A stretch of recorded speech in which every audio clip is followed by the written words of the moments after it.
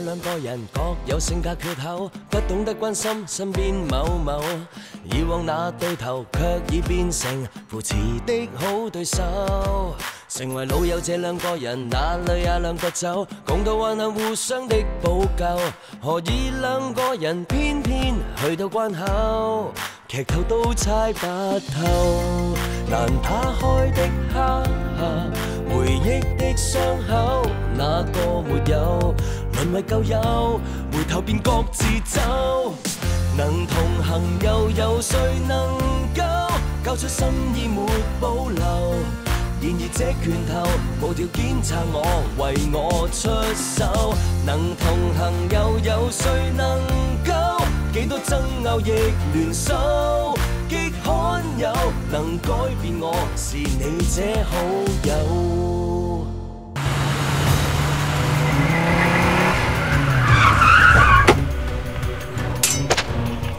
Cô Trung, cắt.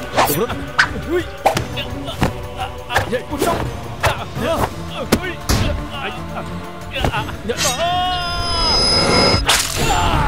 Cô Trung.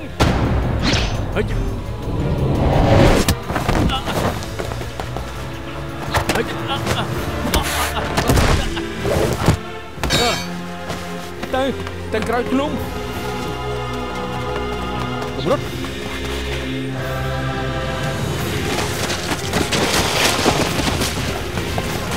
Cầm rút.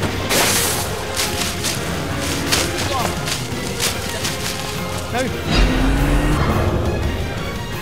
Đây. Cầm rút.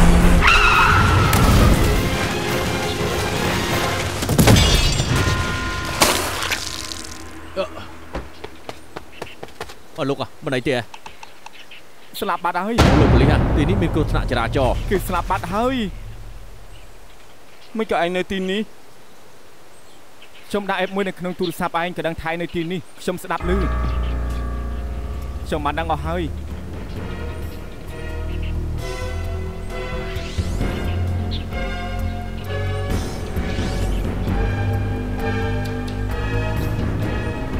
Anh hút chim chán á. Thật phải sân tới.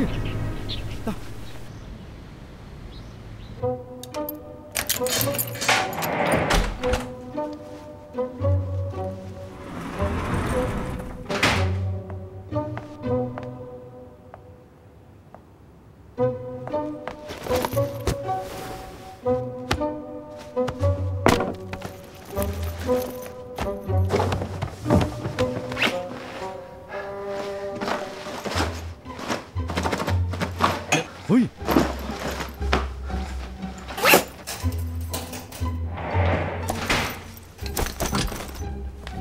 À tây tạ bong thay chừng rai nhằm vào tới không cả bốp cùng prap bong sợi ai thay dương máu.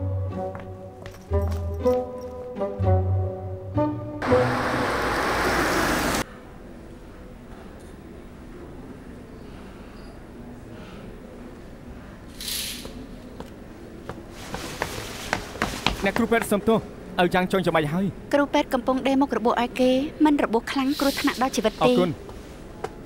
Lúc mắng người dân mình thế,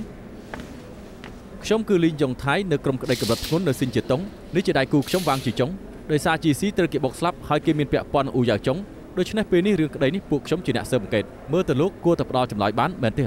Bán miền Pành Hà thế. Lúc mắng, ai prap bán thế hay đấy bán chỉ lục lịch mục nơi tí nút, mà dáng mê rưỡi ai cạn láng.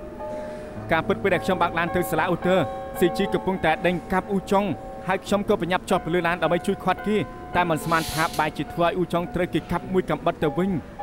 ក្រោយមក CG ក៏ដេញតាមពួកខ្ញុំក៏រអិលចុះពីលើភ្នំ CG ក៏រមីចូលមកដែរហើយក៏ត្រូវឡានបុកហើយក៏ដួលទៅនៅសុកមិនអាចត្រូវគេកាប់ទៅហើយរឿងនេះនិយាយទៅគឺវិញឆ្ងាយណាស់តែខ្ញុំនិយាយសង្ខេបចុះខ្ញុំធ្លាប់បានគេចាប់ចម្រិតគេទីលើពីប៉ាខ្ញុំ5លានទើបលក់ខ្ញុំបានលោកត្រូវគេចាប់ចម្រិតរឿងនេះពាក់ព័ន្ធអីនឹងអ៊ូយ៉ាងចុងទៅហេតុអីគេនៅទីនោះហើយហេតុអីត្រូវគេកាប់លោកត្រូវដេក17ធ្នេសំណាងដែលមុខរបួសមិនសូវជ្រៅពេលឆ្នាំស្ពឹកអស់ប្រសិទ្ធភាពលោកអាចចេញទៅបានហើយកុំធ្វើឲ្យគេទាស់ចិត្តទៀតមិនអញ្ចឹងគ្មានសំណាងរាល់លើកទេគ្រូប៉ែតខ្ញុំម្នាក់ប្រុសដែលមកប៉ែតជាមួយខ្ញុំនោះគេយ៉ាងម៉េចហើយគេមិនអីទេរុំរបួសរួចហើយកំពុងតែផ្ដោតចម្លើយជាប់ហើយ មិនដឹងថាមិនបកក្រាស់រឿងចាប់ចម្រិតពាក់ព័ន្ធនឹងខ្ញុំឬអត់ទេគ្រូពេទ្យខ្ញុំមានការប្រញាប់ចេញពីពេទ្យតើបានទេបានតែយល់ល្អចាំអស់ថ្នាំស្ពឹកសិនទៅតែបើលោកប្រញាប់ទៅក៏គ្មានវិធីដែរខ្ញុំមិនអីទេខ្ញុំអូខេគ្រូពេទ្យបានសួរចម្លើយអ៊ូយ៉ាវចង់បានទេស្មារតីគេនៅល្អមិនថាចង់ចាក់ចេញទៅទៀតលោកប្រញាប់ទៅណាខ្ញុំប្រញាប់ទៅផ្ទះមើលថែប្អូនប្រុសប្អូនស្រីខ្ញុំតែទៅពួកគេទៅបានហើយមិនពេលដែលខ្ញុំសួរចម្លើយលោកមឹងគេថារឿងចាប់ចម្រិតពីមុនទាំងស្រុងគឺពាក់ព័ន្ធជាមួយនឹងអតីតពន្ធថ្លៃលោកអ៊ីអ៊ីនស៊ឺជាស៊ីលៀងស៊ុងនិងចិនស៊ីនយើងនឹងថាលោកនឹងចិនស៊ីជាមួយរួមគុកតែមួយនៃជាពីតំណែងតំណងពួកលោកមកហើយសូមបីសំអុយស៊ីងក៏ដឹងដែរមើលទៅអាម៉ឹងបងអាក្រាតពួកខ្ញុំហើយខ្ញុំប្រើលុយរួមគេលួចឡានមាននិស្ស័យនឹងគ្នាក៏คล้ายជាមិត្តភ័ក្តិនឹងគ្នាទៅហើយដែលកពូលោកលេចមកនៅកន្លែងកាត់ហេតុលោកជាប៉ាពួកគេមែនទេព្រោះតែចែកលុយមិនស្មើគ្នាទើបវាយគ្នាណាហើយចុះមើលទៅមិននិយាយមិនបានទេតាមពិតទៅរឿងនេះមានពាក់ព័ន្ធនឹងពួកខ្ញុំតិចតួចប៉ុណ្ណឹងហើយតិចតួចទៀតលោកមឹងថាពួកលោកត្រូវអ៊ីអ៊ិនស៊ឺចាប់ចម្រិតជាមួយគ្នាខ្ញុំគិតថាលោកស្មានមកដល់ទេថាប្អូនថ្លៃលោកជាមេខ្លោងទេមែនទេហើយគេនិយាយពាក្យកណ្ដាលចុងក្រោយឲ្យអស់សិនទៅអាម៉ឹងដូចជាមិនបានប្រាប់ខ្ញុំថាជាបាក់ពូតែមួយទេមើលស្ថានភាពសិនដូច្នេះទើបថាមានទំនាក់ទំនងតិចតួចគឺអាម៉ឹងគឺលោកម៉ឹងយល់ថាចម្លែកថាអ្នកណាចាប់ចម្រិតគេ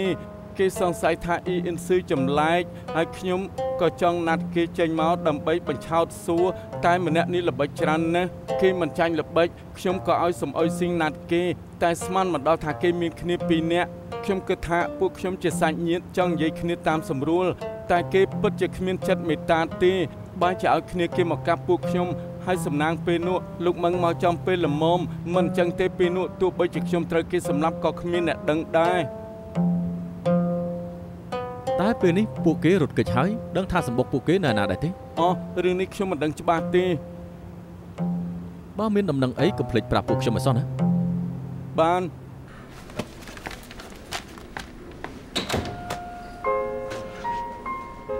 ខ្ញុំមិនដឹងថានិយាយអីមែនចង់និយាយថាអរគុណតែខ្ញុំពិតជាបានធ្វើរឿងមិនគប្បីនឹងឯងច្រើនមែនឆាប់ទៅខ្ញុំដឹងថាមិនមែនជាមនុស្សល្អតែក៏មិនមែនជាមនុស្សអាក្រក់ដែរខ្ញុំឲ្យឯងជួយរកអ្នកចាប់ចម្រិតឲ្យបាយជឿបង្វែងដានខ្ញុំសំណាងតែខ្ញុំរកអ្នកស៊ើបឯកជននិងដាក់អេបនៅក្នុងទូរស័ព្ទដៃឯងមិនចឹងឲ្យបោកខ្ញុំដល់ពេលណាណែយើងមិនស្មានថាឯងជាអ្នកឲ្យអាស័យដ្ឋានក្រុមហ៊ុនមឹងឲ្យយើងមកយើងសោះពេលយើងឲ្យអាស័យដ្ឋានទៅពួកឯងគ្រាន់តែថាវាយគេទេតែបើជាខ្លាចទៅជាចាប់ចម្រិតយើងក៏ត្រូវបង្ខំដែរឯងស្ដាប់ឮហើយថាខ្ញុំត្រូវបង្ខំខ្ញុំមិនដឹងថាពួកគេចាប់ចម្រិតឯងពេលនោះខ្ញុំក៏បានអូសឯងទៅដែរឯងដាក់អេបលុយស្ដាប់ក្នុងទូរស័ព្ទខ្ញុំពេលណាខែដែលខ្ញុំចេញទូរស័ព្ទឯងឆែកអ៊ីមែលពេលនោះឯងសង្ស័យខ្ញុំហើយខ្ញុំគ្មានអារម្មណ៍ដឹងមែនហើយមិនក៏ឯងស្រាប់តែសង្ស័យខ្ញុំមានម្ដងខ្ញុំទៅពេទ្យរោគលៀងស៊ុំហើយបន្ទុំក្លិនសយជឹងខ្ញុំក៏បញ្ញាប់តាមហើយតាមមិនទាន់ទេក៏ឃើញមុខចំហៀងហើយក៏ថោរូបគេទុកពេលដែលខ្ញុំទៅរកឯងនៅហាងក៏ធំក្លិនស្អុយជើងនោះទៀតតែឯងថាខ្ញុំផោមខ្ញុំយល់ថាមិនស្រួលក៏ឲ្យអ្នកស៊ើបឯកជនស៊ើបទៅការពិតគឺជាមិត្តរួមគុកឯងអាម៉ឹងមិនក៏សយម្លេះឯងថ្នាំធំមែននៅចង់បានលុយពីអ៊ីអ៊ីនស៊ឺទៀតខ្ញុំដឹងថារឿងចិត្តបែកធ្លាយឯងខ្ញុំក៏មិនចង់ជាប់គុកចង់រកវិធីយកលុយរត់គេងមែនពីមុនឯងឲ្យខ្ញុំ50,000ហើយតែខ្ញុំសន្យាថាយកវាផ្គត់ផ្គង់ការរៀនសូត្រកូនប្រុសខ្ញុំអាចចង្រៃនោះបោកប្អូនស្រីខ្ញុំហើយបោកខ្ញុំទៀតខ្ញុំចង់ចាប់ចម្រិតយកលុយពីគេតែខ្ញុំមិនហ៊ានដូច្នេះក៏មានគំនិតគំរាមគេខ្ញុំដឹងឯងមិនហ៊ានត្រូវបង្ខំដូចថ្ងៃដែលខ្ញុំត្រូវចាប់ចម្រិតនោះអញ្ចឹងឯងក៏ត្រូវបង្ខំខំមកពេលកាន់តែធ្វើកាន់តែធំ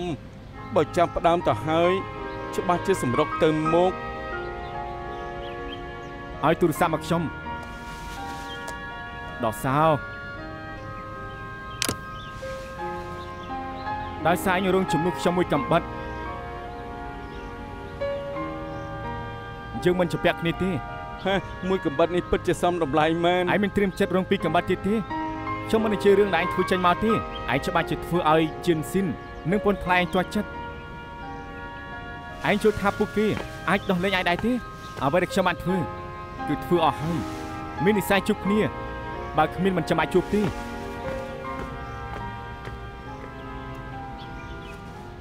ថាម៉េច100000ណាមិនក៏មិនទៅប្លន់ទៅឯងប្រញាប់ខ្ញុំមិនប្រញាប់ទេឃើញឯងត្រូវគេតាមចាប់បើនៅយូរទៀតនឹងលែងមានតម្លៃនេះហើយបាន100000ក៏100000ទូកលឿនបំផុតនៅពេលណាត្រៀមលុយឲ្យរួចមានកូនទូកនឹងរកឯងភ្លាម100000ឯងនិយាយរកមែនទេអញ្ចឹងទៀតហើយ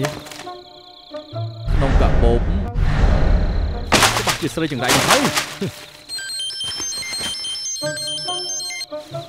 អូនយកលុយបងបដូរជាលុយសែនណាខ្ញុំមើលព័ត៌មានហើយដឹងថាបងច្បាស់ជាចង់រុនបងប្រុសបានប្រាប់ខ្ញុំហើយថាលុយនេះគឺបានមកពីការចាប់ចម្រិនចង់មកយកលុយវិញនៅហ៊ានស្រែកលើកដាក់ខ្ញុំផងបងល្ងងម្ដងហើយឆ្លាតបន្តិចទៅប្រហែលជាធ្លាក់ចូលខាងក្នុងហើយមិនអីទេ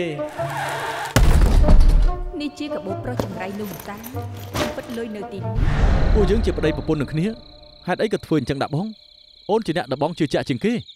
បងដែរទុកខ្ញុំជាប្រពន្ធដែរបើបងមិនមែនដើម្បីចាំលិខិតឆ្លងដែននិងរកកន្លែងលាក់លុយទេបងអាចមករកខ្ញុំដែរពេលបងចាត់ចែងការងាររួចបងមិនដែលប៉ះខ្ញុំទៀតឡើយតាំងពីដើមដល់ចប់បងសុទ្ធតែដើម្បីប្រើប្រាស់ខ្ញុំមែនអូនក៏មិនចង់ឲ្យបងស្លាប់ដែរមែនទេអូនចង់ជេរបងមិនអីទេឆាប់ចេញមកជេរទៅពួកយើងណាត់ជួបគ្នានៅកន្លែងមួយទៅរកកន្លែងមួយនិយាយគ្នាតាមស្រួលបានទេ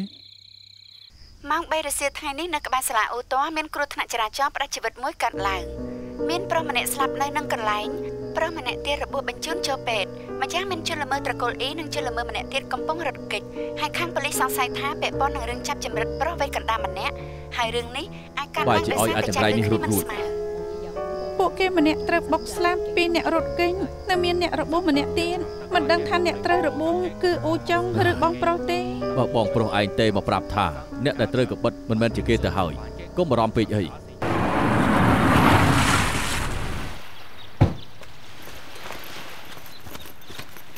ចេញមកខ្ញុំដឹងថាបងមកហើយទុកចិត្តចោះខ្ញុំមិនបានប្រាប់គេទេឆាប់ចេញមកមែនយកលុយមកមែនទេនៅឯស្គីមខ្ញុំគ្រាន់តែមើលថាបងវេទនាប៉ុណ្ណាពួកយើងរក្សាកម្រិតទៅល្អជាងអូនយល់ថាបងធ្វើបាបអូនបងហ៊ានឲ្យគេកាប់បងប្រុសខ្ញុំហេតុអីក៏មិនហ៊ានកាប់ខ្ញុំមែនមិនក៏អូនគិតអញ្ចឹងអូនដឹងហើយថាបងស្រឡាញ់អូនមិនអញ្ចឹងពេលមានលុយបងនឹងទៅបាត់ហើយបងដឹងថាលើកនេះចាក់ចេញទៅមិនមកវិញទៀតទេដូច្នេះទើបរកអូនបងពិតជានឹកអូននឹងបណ្ដាច់ចិត្តពីអូនពិតមែនមិនបាច់លួងខ្ញុំទេខ្ញុំលែងជឿហើយបងប្រើប្រាស់ខ្ញុំតាំងពីដើមមកមិនលេះអូនជឿក៏ដោយមិនជឿក៏ដោយយ៉ាងណាពីមុនពួកយើងក៏ធ្លាប់រីករាយក៏ធ្លាប់ជាប្តីប្រពន្ធដែរបើបងគ្មានលុយទាំងអស់នេះទេបងមិនអាចរត់រួចបានទេពេលនេះគ្រប់គ្នាសិតតែតាមរកបងអូនមិនឲ្យលុយបងតើបងរត់យ៉ាងម៉េចបានទៅធ្វើគួរឲ្យអាណិតស្អីខ្ញុំមិនជឿឡើយចុះអូនចង់យ៉ាងម៉េចអូនមកហើយតែមិនឲ្យលុយបងចង់ឲ្យបងធ្វើយ៉ាងម៉េចទៀតពេលនេះបងសុំវល់ឲ្យលុយមកបងមកឆ្លងផុតដំណាក់កាលនេះបងនឹងកែខ្លួនជាថ្មីឲ្យបងធ្វើអីក៏បងធ្វើដែរបងឈប់ធ្វើរឿងផ្ដេសផ្ដាស់ទៀតហើយបានទេបងសុំវល់អ៊ីនសឹងបងដឹងទេថាបងជាបរិសុទ្ធជាសេះសមម្នាក់នៅក្នុងចិត្តខ្ញុំបងព្រមរៀបការនឹងខ្ញុំសប្បាយចិត្តណាស់ពួកយើងលែងលះមិនដល់3វិនាទីផងខ្ញុំក៏ស្ដាយក្រោយភ្លាមតែមើលរូបរាងបងពេលនេះចាស់ខ្ញុំលែងមានអារម្មណ៍អីហើយពួកយើងបញ្ចប់ហើយបងមិនចង់ជាប់គុកអូនចង់ឲ្យបងធ្វើយ៉ាងម៉េចចង់បង្ខំបងឲ្យទៅស្លាប់មែនទេបងនឹងលុតចូលសមុទ្រភ្លាមហើយចាស់ណាស់ហើយចាស់បងអាក្រក់ខ្ញុំក៏មិនសូវល្អខ្ញុំឲ្យលុយបងពាក់កណ្ដាលទុកថាបងសងថ្លៃប្រេនតាក់ស៊ីឲ្យខ្ញុំវិញឆាប់ឲ្យលុយទៅមកឆាប់ឲ្យមកឆាប់ឲ្យបងមកនិយាយត្រូវបងជាប្រុសថោកទៀតឲ្យបងមកចេញទៅថោកទៀតអូនថាបងជាប្រុសថោកទៀតបងប្រុសអូនរឹតតែថោកទៀតជាងបងទៅទៀតបងទៅចាប់ចម្រិតដោយបើកចំហចុះគេចាប់ចម្រិតគេរួចនៅបោកមឹងឲ្យយិនធ្វើជាមិត្តភក្តិទៀតបោកអូនដូចគ្នានាងល្ងងបងនិយាយស្អីបងប្រុសខ្ញុំក៏ចូលរួមចាប់ចម្រិតដែរបើគេមិនចង់បានលុយទាំងអស់នេះគេអាចណាត់បងទៅជួបនៅសាលាដែរទេហើយបងឯងរកគេឲ្យកាប់គេដែរទេកុំនិយាយផ្ដេសផ្ដាស់បងនិយាយខ្ញុំត្រូវតែជឿហ៎មិនជឿឆាប់ទៅផ្ទះសួរគេទៅមើលថាពេលនេះគេនៅផ្ទះខ្លាចដល់ថ្នាក់ដេកលេងលក់ឬអត់ បងដាក់លុយសំឲ្យគេ100000ក៏ប្រាប់គេថាអាចញ៉ាំយ៉ាអ៊ូបានប្រហែលកែវថ្ងៃក្រោយអាចជួយដកកោះប្រាក់ឲ្យគេទៅឬគាត់ទុកលុយនេះហើយចង់រត់គេចមែនទេទោះអូនមិនឲ្យបងប្រាប់អូនបើមានឱកាសបងនឹងនិយាយរឿងបងប្រុសអូនចេញមកហេទីនេះអ៊ីអ៊ីនស៊ឹងខ្ញុំឲ្យលុយទាំងនេះទៅបងលក្ខខណ្ឌគឺបងមិនអាចនិយាយរឿងបងប្រុសខ្ញុំចេញមកទេទោះបីបងប្រុសខ្ញុំយ៉ាងម៉េចក៏ដោយខ្ញុំក៏ដឹងថាគាត់ស្រឡាញ់ខ្ញុំដែរបាទលើកនេះខ្ញុំឲ្យលុយនេះសង្ឃឹមថាបងប្រុសបានសុខសប្បាយយ៉ាងម៉េចនិយាយឆ្អែតនៅឆាប់ឲ្យលុយមកឆាប់ឡើងទូកមកហើយបងយកលុយខ្ញុំហើយកុំភ្លេចថាសន្យារឿងអីនៅខ្ញុំណាបងយល់ព្រមនឹងអូនរហូតហ្នឹង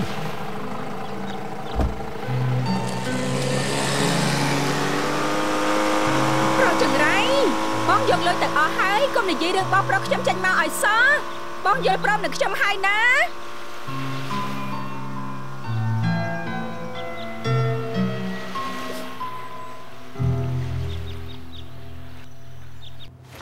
បងប្រុសអ្មេចក៏បងដាក់ខោអាវចូលកាបូបច្រើនម្លេះមិនអញ្ចឹងខ្ញុំជួយបងតែខ្ញុំមិនចេះបត់ខោអាវទេថ្ងៃក្រោយបងប្រុសមិននៅឯងត្រូវចេះមើលថែខ្លួនឯងគ្មានអ្នកណាបង្រៀនឯងបត់ខោអាវត្រូវចេះធ្វើខ្លួនឯងយ៉ាអ៊ូនៅក្នុងផ្ទះបាយអាចបែងចែកគ្នាញ៉ាំត្រូវស្ដាប់សម្ដីបងស្រីឯងមានតែ200អញ្ចឹងទៅយ៉ាងម៉េចបងចង់ទៅណាមិនសិស្សច្បងទេមកប្រាប់ថាពីមុនមានជនជាតិជប៉ុនម្នាក់ធ្លាប់ញ៉ាំស៊ូស៊ីនៅហាងបងពេញចិត្តនឹងបងហើយជនជាតិជប៉ុននោះបើកហាងសាខានៅដីគោកក៏ចង់ឲ្យបងទៅជួយស្អែកបងត្រូវចាក់ចេញហើយមិនបាច់ទៅទេខ្ញុំចំណាយលុយ1លានទិញសេរីភាពឲ្យបងហើយទៅយកអីវ៉ាន់ចេញមកឯងនិយាយអីមិញនេះខ្ញុំទៅជួបប្រុសចង្រៃនោះគេបានប្រាប់ខ្ញុំអស់ហើយបងធ្វើខុសម្ដងហើយនៅមិនក្រុមនៅតែចង់ចាប់ចម្រិតគេទៀតឬមួយខ្ញុំបើកភ្នែកមើលបងជុលគង់ខ្ញុំឲ្យគេ1លានទុកថាជាថ្លៃបិទមាត់ឯងមានលុយច្រើនអញ្ចឹងពីណាមកថ្ងៃនោះអាម៉ាប់ធ្វើឲ្យសាឡុងដួលខ្ញុំក៏ឃើញថាប្រុសចង្រៃនោះលាក់លុយនៅខាងក្រោមនេះមិនទេដឹង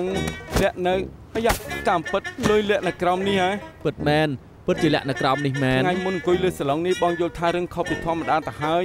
បើអញ្ចឹងបើកយកលុយទៅហើយមិនបាច់បង្វែងដានមកជុំធំទឹកគម្រាមអាចចង្រៃនោះទេខាតពេលអត់ប្រយោជន៍ឯងនៅសាយទៀតមិនក៏ឯងប្រាប់បងស្រីថាមួយម៉ាត់ក៏មិនអាចប្រាប់អ្នកផ្សេងបានដែរមិនក៏ឯងល្ងងឲ្យលុយទៅគេអញ្ចឹងឯងនេះល្ងងមែនល្ងងបងថាខ្ញុំល្ងងហ៎គេថាគេនឹងបោះអាក្រាតបងបើមិនដោយសារតែខ្ញុំមិនចង់ឲ្យបងជុលគុកខ្ញុំអាចឲ្យលុយទៅគេដែរហ៎ជាង1លានណាខ្ញុំដាច់ចិត្តដែរនៅថាឲ្យខ្ញុំទៀតឯងឲ្យលុយមកបងគេទៅល្អជាងភាពស្អាតស្អំបងមិននឹងមានតម្លៃច្រើនម្លឹងទៅបងចង់ធ្វើជនល្មើសមកវិញមិនបានមែនទេឯងឲ្យបងទៅឲ្យឆ្ងាយទៅហើយទំនេរចាំទៅរកបង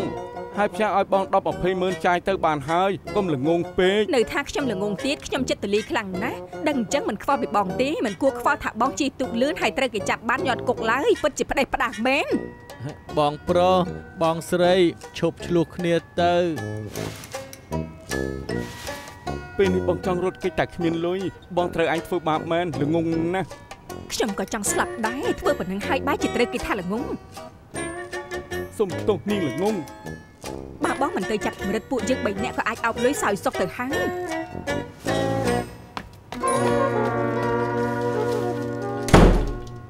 មិនអីល្អហើយមែននេះខ្ញុំឃើញព័ត៌មានភ័យណាស់ដឹងដែរទេ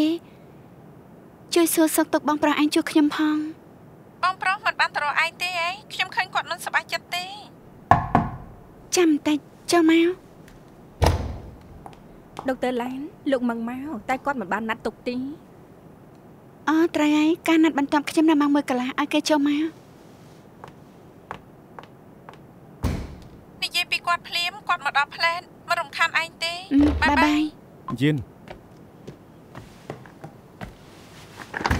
មិនក៏ស្រាប់តែមករកខ្ញុំ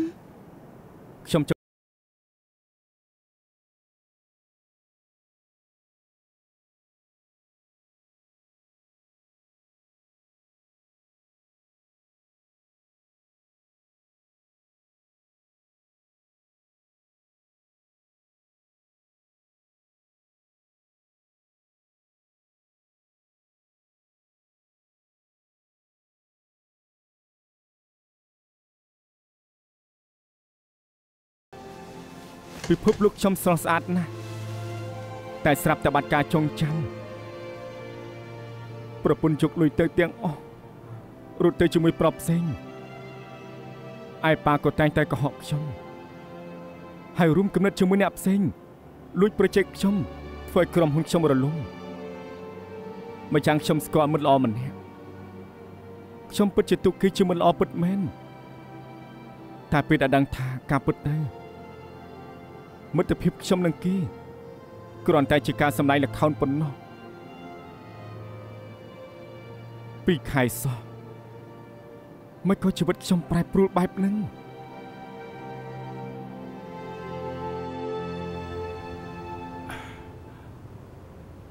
អាយ៉ា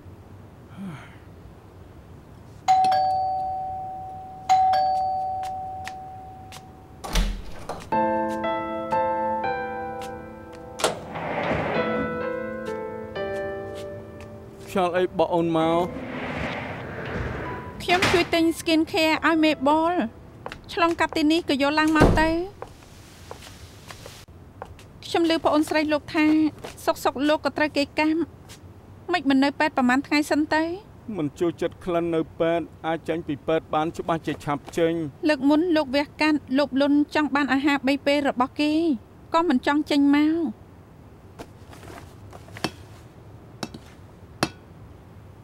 ខ្ញុំជួយប្រយ័ត្នរលាកណាអរគុណទំនេរផឹកជីជីនទៅ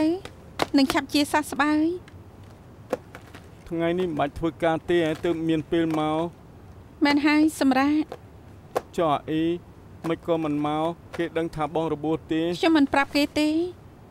ខ្ញុំគួរប្រាប់គេថាប៉ាគេត្រូវគេកាប់ចូលមន្ទីរពេទ្យដែរមិនបាច់ទេចាំបងបកស្រាយប្រាប់គេត្រូវហើយអាទិត្យនេះគេប្រហែលមកមិនបានទេព្រោះគ្រូបង្រៀនព្យ៉ាណូត្រូវតែដើរលេងគេត្រូវរៀនថែមប្រហែលម៉ោងទៀតរៀនព្យ៉ាណូគ្រូពេទ្យមកមិនអន់មែនហ៊ានចំណាយលុយដើម្បីកូនប្រុសគេនិយាយដល់ណាហើយនឹងខ្ញុំប្រានលុយដែលលោកឲ្យខ្ញុំក្រែងឲ្យវិនិយោគខ្ញុំវិនិយោគលើខ្លួនកូនប្រុសលោកទៅគិតអីលើផ្លូវវិជ្ជមានខ្លះទៅបានទេសម្រាប់ប្រុសម្នាក់ដែលកំពុងត្រូវរបួសបាត់បង់ប្រពន្ធមិនអាចជួយកូនប្រុសបាននោះគឺអញ្ចឹងក៏ជារឿងធម្មតាដែរអាឡូ Vincent ដល់ខាងក្រោយហើយបានខ្ញុំចុះទៅបាយបាយចាំបាច់មកទទួលនៅទីនេះដែរខ្ញុំណាត់គេទៅមើលសម្ភារៈផ្ទះថ្មីខ្ញុំខ្លាចទំហំរបស់ចាស់មិនត្រូវគ្នាត្រូវហើយខ្ញុំទៅសិនហើយលោកសម្រាប់ចុះម្យ៉ាង skin care បងអូនស្រីលោកនេះចាំខ្ញុំគិតលុយពីគេបាយបាយស្មានថាចិត្តល្អទិញជីជៀនមកសួរសុខទុក្ខខ្ញុំតាមពិតខ្លាចខ្ញុំមិនស្លាប់ចង់ធ្វើឲ្យខ្ញុំខឹងស្លាប់នេះជាស្អីហ្នឹងទៅបាត់ហើយនៅទុកសម្រាប់នៅទីនេះទៀតស្អីក៏គ្មានអញ្ចឹងទៅស្លាប់ទៅថ្ងៃនេះម៉ោងប្រហែល3 រសៀលមានទុកនេសាទមួយបុកថ្មនៅកោះភូថៃពេលប៉ូលីសជើងទឹកទៅសង្គ្រោះឃើញថានៅលើទូកមានលាក់ប្រុសម្នាក់ត្រកូលអ៊ីសង្ស័យថាជាជនល្មើសត្រូវប្រកាសចាប់ខ្លួនពីរឿងចាប់ចម្រិតមុននេះប៉ូលីសបានរកឃើញលុយសុទ្ធជាង1លាននៅលើខ្លួនជនល្មើសជឿថាជាលុយក្នុងបទអក្រិតនេះប៉ូលីសបានចាប់ជនល្មើសនិងយកលុយទៅប៉ុស្តិ៍ប៉ូលីសហើយរឿងក្តីនេះនឹងប្រគល់ឲ្យក្រុមកម្រិតធ្ងន់នៅស៊ីនជាតង់ទទួលបន្តតាមឯងនិយាយមិញនេះឯងព្រោះតែមិនសប្បាយចិត្តនឹងការផ្ទេរក្រុមហ៊ុនរបស់ម៉ឹងជីនអ៊ុយដូច្នេះឯងក៏ចាប់ចម្រិតម៉ឹងអេយៀនជាមួយនឹងលៀងសួងជីស៊ីនិងយិនស៊ីនក្រោយមកយកលុយរំលោះបានទើបដឹងថាយូហ្វៃអឺដែលឲ្យផ្ទះឯកខ្ចីជាប្រពន្ធម៉ឹងអេយៀនហើយបូកថែមទាំងលួចលុយពីយូហ្វៃអឺ2លាន5សែនទៀត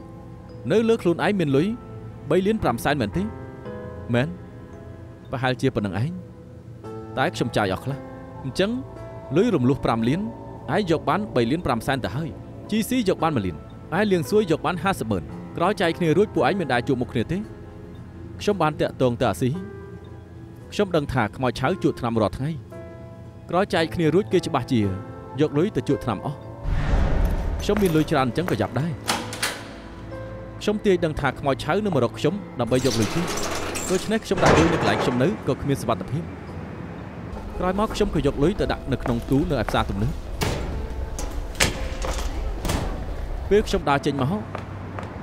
ខ្ញុំពិតជាបានឃើញខ្មោចឆៅតាមខ្ញុំមែនក្រោយមកខ្ញុំក៏គិតពីគេខ្មោចឆៅខ្លាចអាស៊ីណាគេ គេច្បាស់ជាមិនចាត់ការស៊ីទេតែគេច្បាស់ជាចាត់ការខ្ញុំពិតជាមានថ្ងៃមួយខ្ញុំឃើញគេតាមដានខ្ញុំពិតមែន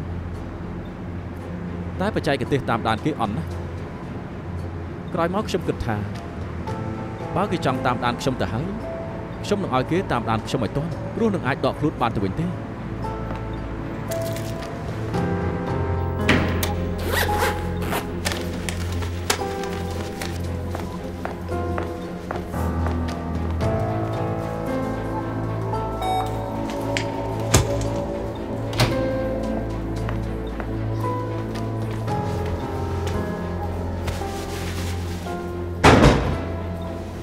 ហើយខ្ញុំក៏បានរៀបផែនការនៅក្នុងទូដែកនោះចាំឲ្យគេចាញ់ល្បិចតែមិននឹកស្មានថាគេឆ្លាតដែរសោះ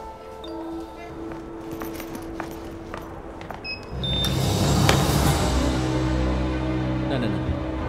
បើសុំប្លន់យើងឲ្យលុយឯងយើងគឺខ្មោចឆៅឯងល្បិចច្រើនមែនព្រោះពុតជាបើកទូដែកនោះរត់ថ្ងៃសំណាស់ឲ្យតែជើងច្រើនដែលដឹងពីល្បិចឯងយើងក៏ដើម្បីសុវត្ថិភាពដែរទើបយើងធ្វើអញ្ចឹងចាំមកនេះថៃធ្វើបាបជើងឯងមកឆៅឯងកុំចឹងឯងគ្រាន់តែចង់បានលុយតើឯងឡើងទៅជាមួយខ្ញុំទៅខ្ញុំឲ្យលុយឯងកុំលេងល្បិចឲ្យសោះទៅឡើងចដានតើដាត់ម្លេះដើរលើឡើងទៅឯងនេះយ៉ាប់មែនទេគ្រាន់តែចង់បានលុយតើមកបានការបើកទ្វារពួកយើងជាបងប្អូនគ្នាចង់ឲ្យជួយឯងហាមកទៅខ្ញុំច្បាស់ជាជួយឯងចំណែកជើងគឺបានតិចណាស់យើងចង់បាន50,000ទៀតប្រាប់ហើយថាកុំយកលុយទៅជក់ថ្នាំបាត់ទៅទីនេះគ្មាន50,000ទេ20,000អាចឲ្យបានយកឬអត់បានចូលទៅអង្គុយមើលទូរទស្សន៍សិនទៅចូលទៅ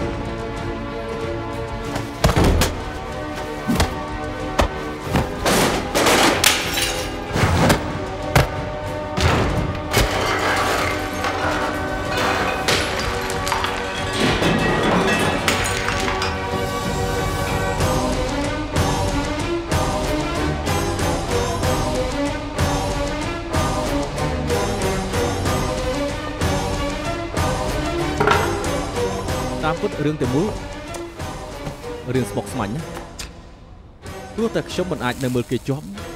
ហើយខ្ញុំក៏បារម្ភថាគ្រប់គ្រងគេមិនបានចុងក្រោយមានតែទិញឆ្នាំញឹមរហូតដើម្បីធ្វើឲ្យគេវង្វេងវង្វាន់អាឡូមេមែនហើយកំពុងនៅតាមផ្លូវបានជួបគ្នានៅហាងកាហ្វេបាយបញ្ញាប់របស់មានកាអីមិនក៏មុខបងមានរបួសអញ្ចឹងបើបងស៊ឺចង់បានគឺច្បាស់ជា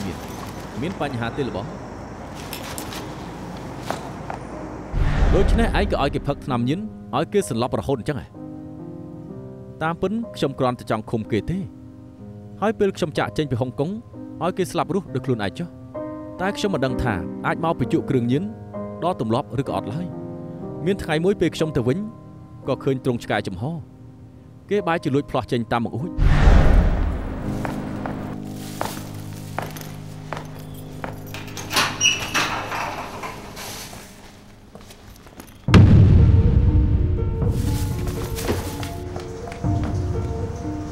ហើយខ្ញុំឲ្យគេផឹកថ្នាំមកវិញគេមិនដឹងថាមកអួចក៏លូតចុះទៅហើយខ្ញុំក៏តាមគេចុះទៅដែរខ្ញុំក៏ឃើញមានអារម្មណ៍គេច្រើនខ្ញុំគិតថាច្បាស់ជាមានអ្នកប្តឹងប៉ូលីសមិនខានទេរួចក៏បញ្ជូនគេចូលពេទ្យពេលនោះខ្ញុំក៏បញ្ញាប់ទេទៅអាស៊ីភ្លាមទើបតែពិនិត្យរួចទៅគឺក្រោយឈប់ទិញនៅហាងមួយនោះទៀតបរំពីបងឯងអាស៊ីមិញខ្ញុំទៅមើលខ្មោចឆៅហើយតែគេនៅសន្លប់នៅឡើយ បើគេដឹងខ្លួនឡើងគេច្បាស់ជានិយាយរឿងខ្ញុំអាល្អិតនោះឈួតល្ងីល្ងើពេលគេឈួតឡើងមកមិនត្រឹមតែនិយាយរឿងលោកចេញមកទេក៏អាចនិយាយរឿងដែលខ្ញុំចាប់ជំរិតអាល្ងងនោះចេញមកដែរដល់ពេលនោះនឹងស្លាប់ជាមួយគ្នាហើយខ្ញុំបារម្ភពីរឿងនេះឯងខ្លោមើលគេទៅមិនក៏ដៃឯងមានរបួសវាយគ្នាជាមួយគេអត់ទេប្រហែលថ្ងៃមុនខ្ញុំទិញឆ្កែធំមួយវាចេះតែរេអីវ៉ាន់នៅផ្ទះរាល់ថ្ងៃហើយឡូឡាទៀតខ្ញុំក៏ចាប់វាចូលក្នុងបន្ទប់ទឹកតែវាមិនព្រមដូច្នេះក៏ធ្វើសង្គ្រាមជាមួយឆ្កែហើយក៏ខ្លាចជាបែបនេះខ្ញុំមានទ្រុងឆ្កែមួយលែងប្រើហើយឯងយកទេឃុំវាទុកក៏ល្អដែរបើមានល្អហើយល្បងបានខ្ញុំយកអរគុណខ្ញុំធ្វើខ្លួនឯងបានសម្លាញ់តែមានថងមួយទៀតអរគុណលើកក្រោយត្រូវការឡើងហើយខ្ញុំណា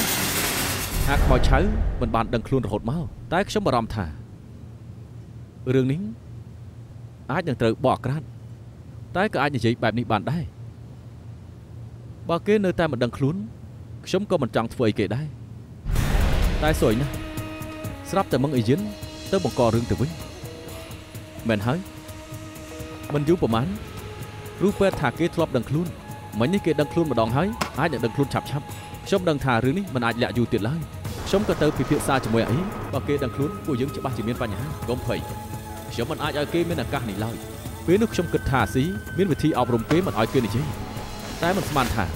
គេប្រើវិធីបំបិទមាត់ទៅវិញក្រោយសម្លាប់មិនបាន GC ក៏រត់គេចហើយហេតុអីក៏ឯងនៅតែឲ្យ GC ដេញកាប់មឹងអាយិននិងអ៊ូយ៉ាវចុងទៀតអ៊ូយ៉ាវចុងជាបងថ្លៃឯងណាឯងចង់ឲ្យគេស្លាប់ហ៎ខ្ញុំឲ្យលុយនេះទៅបងលក្ខខណ្ឌគឺមិនអាចនិយាយរឿងបងប្រុសខ្ញុំចេញទៅទេអ្នកណាឲ្យអ៊ូយ៉ាវចុងចង់រកអ្នកណាជាមេខ្លោងចាប់ចម្រិតមឹងអាយិនទៅគេគិតថាខ្លួនឯងឆ្លាតប្រើឧបករណ៍ប្រែសម្លេងធ្វើជាស្រីតែមករកខ្ញុំប្រាប់ថាជាស្រីរបស់ខ្មោចឆៅហើយដឹងពីរឿងរបស់ខ្ញុំទៀតហើយណាត់ខ្ញុំចេញមកនិយាយគ្នារឿងអញ្ចឹងទៅហើយខ្ញុំមិនអាចមិនទៅបានទេតែសំណាងខ្ញុំរកឃើញអាស៊ីប្រាប់ខ្ញុំថាខ្មោចឆៅមិនស្រឡាញ់មនុស្សស្រីទេបានន័យថាម្នាក់នោះជាមនុស្សខ្លាចបន្លំ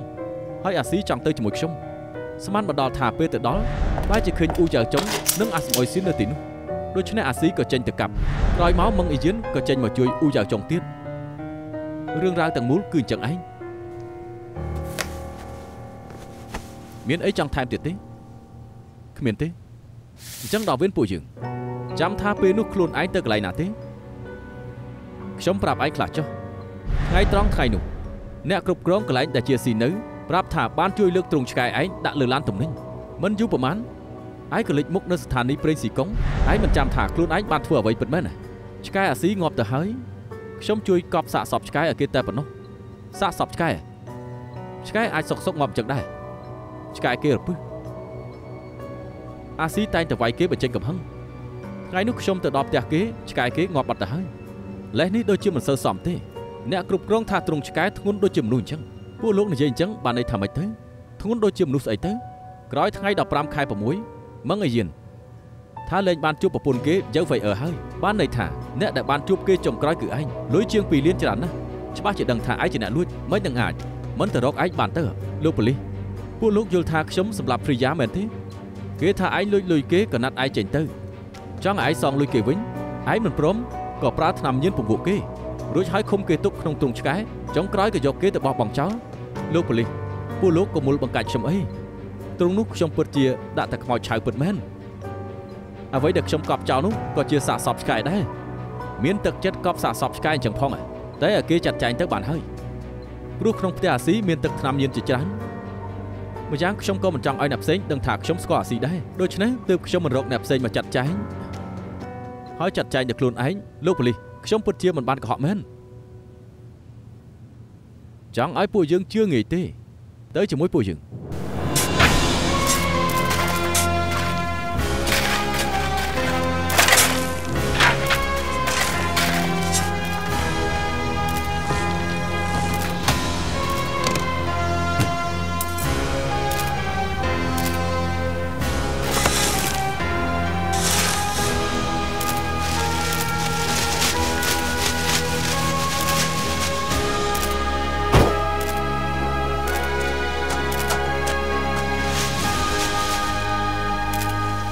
គួរតែជាឆ្កែ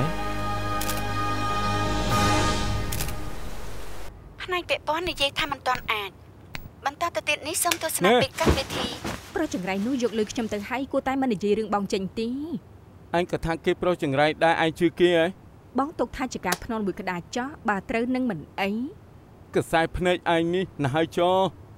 បងកំពុងគិតថារត់ទៅម៉ាឡេស៊ីដល់របៀបម៉េចបងទៅម៉ាឡេស៊ីហ៎បងរស់នៅយ៉ាងម៉េចទៅព្រោះភាសាកុកងឺបងអន់ភាសាកុកងឺបងអន់ណាស់ហ៎ពេលនេះអញកំពុងវាយប្រហារបងអីមិនដឹងថាបងនិយាយអីទេស្អីបងយកថាភាសាកុកងឺបងល្អណាស់អន់ណាអន់ស្អីទៅផ្ដេសផ្ដាណែណាគេណែណា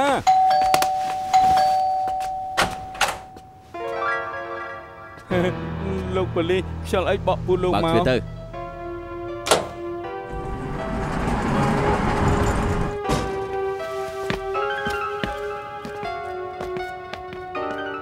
នាងគឺអ៊ូសុនមីមែនបងប្រុសនេះគឺរសជាតិថ្មីបងចង់ភ្លក់ទេមានម្ដងហ្វ្រីយ៉ាបានជិះតាក់ស៊ីខ្ញុំមិនប្រយ័ត្នគេក៏ភ្លេចកុំព្យូទ័រពួកខ្ញុំស្គាល់គ្នាដោយរបៀបនេះឯងចៃដន្យខ្ញុំនិងគេសុទ្ធតែមានប្តីដែលចង្រៃដូចគ្នានិយាយត្រូវគ្នាក៏ប្រែទៅជាចិត្តដិនក្រោយមកក៏តែងតែណាត់គ្នាចេញទៅផឹកតែហូបអីនិយាយរឿងក្នុងចិននាងដឹងថាគេស្គាល់អតីតប្តីនាងទេក្រោយអតីតប្តីខ្ញុំមកវិញខ្ញុំក៏ធ្លាប់សង្ស័យថាពួកគេសហាយជាមួយគ្នាដែរតែក្រោយមកគេមិនទទួលស្គាល់ហើយខ្ញុំក៏គ្មានផុសតាងក៏បញ្ចប់ដោយអញ្ចឹងចុះដឹងថាប្តីគេជាល្មឹងដែរទេក្រោយហ្វ្រីយ៉ាបាត់ខ្លួនប្តីគេមិនដឹងថាបានលេខទូរស័ព្ទខ្ញុំមកពីណាទីក៏ទេមករកខ្ញុំឲ្យជួយណាត់ហ្វ្រីយ៉ាឲ្យគេចុះពេលនោះនាងបានជួបអ្នកស្រីម៉ឹងទេម្ដងប៉ុណ្ណោះខ្ញុំមិនដែលឃើញរឿងក្តីណាដែលទំនាក់ទំនងស្មុគស្មាញចឹងទេខ្ញុំក៏គិតអញ្ចឹងដែរពេលខ្ញុំដឹងថាអតីតប្តីខ្ញុំចាប់ចម្រិតបងប្រុសខ្ញុំនិងប្តីរបស់មិត្តភក្តិខ្ញុំក៏ភ្ញាក់ផ្អើលដែរលោកប៉ូលីសស្រែកទឹកទេខ្ញុំចាក់ទឹកឲ្យពួកលោកចុះពួកខ្ញុំក៏សួរអស់ហើយដែរអូមានរឿងអីដែលពួកខ្ញុំអាចជួយបានទេបើមានដំណឹងរបស់យើង VR ឆាប់ប្រាប់ពួកខ្ញុំភ្លាមណាតើគេមានបញ្ហាអីទៅពួកខ្ញុំមិនអាចប្រាប់ច្រើនពេកទេតែរឿងក្តីនេះមានចំណុចជាច្រើនពាក់ព័ន្ធនឹងអ្នកស្រីម៉ឹងម្យ៉ាងគេក៏បាត់មុខយូរណាស់ដែរហើយក្នុងពេលនេះពួកយើងមិនអាចធ្វើប្រហែសតម្រុយមួយណាឡើយយល់ហើយលោកប៉ូលីសបាទអរគុណហើយ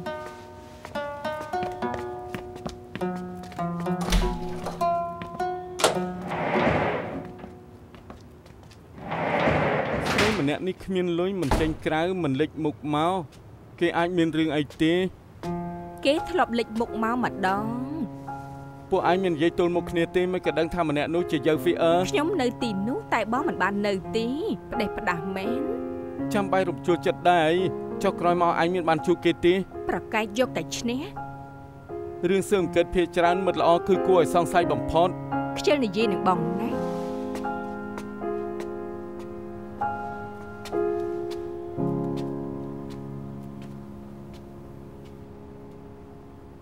ចវាយមានប៉ូលីសរលោកម៉ឹងលើកមុនខ្ញុំបានសួរអ៊ូសុនមីដែលជាអតីតប្រពន្ធគេប្រាប់ថាគេធ្លាប់សង្ស័យយៅ VR និងអ៊ីអ៊ីនស៊ឺជាសហ័យនឹងគ្នា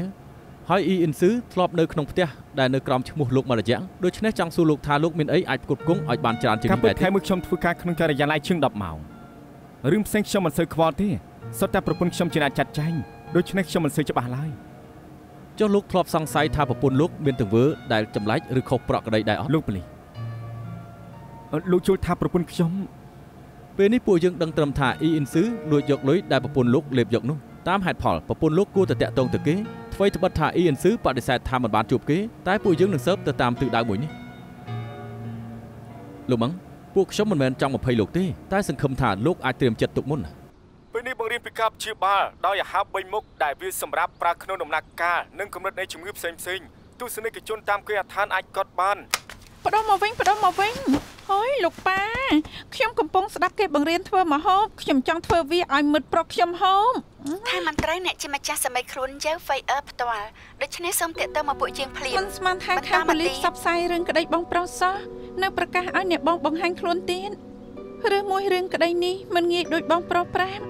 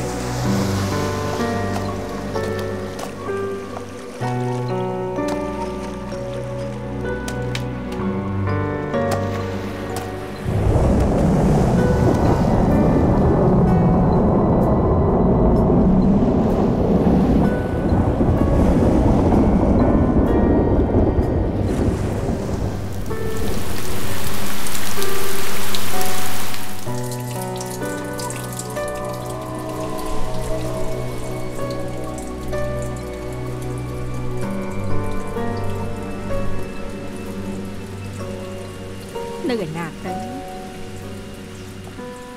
ហាលោកប៉ាបងអួយលោកប៉ាបងអួយ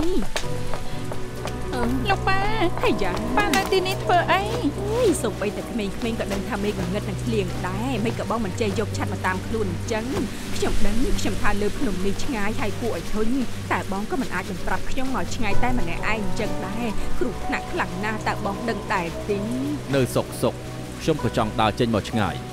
តែមិនស្មានថាធ្លាក់ភ្លៀងខ្លាំងចឹងសោះអីបងទៅតែរកឃើញផ្លូវថ្មីហ៎ធម្មតាផ្លូវដែលបងដើរសុទ្ធតែស៊ីម៉ងតែមិនក៏ថ្ងៃនេះស្បែកជើងរបស់បងសុទ្ធតែភក់អញ្ចឹងពួកយើងទៅផ្ទះទៅទីនេះក៏រន្ទះខ្លាំងតែទៀតនឹងមានភ្លៀងខ្លាំងជាងនេះមែនហើយតោះឆាប់ឡើងតោះឆាប់ឡើងតែបន្តិចទៀតនឹងធ្លាក់ភ្លៀងទៀតហើយ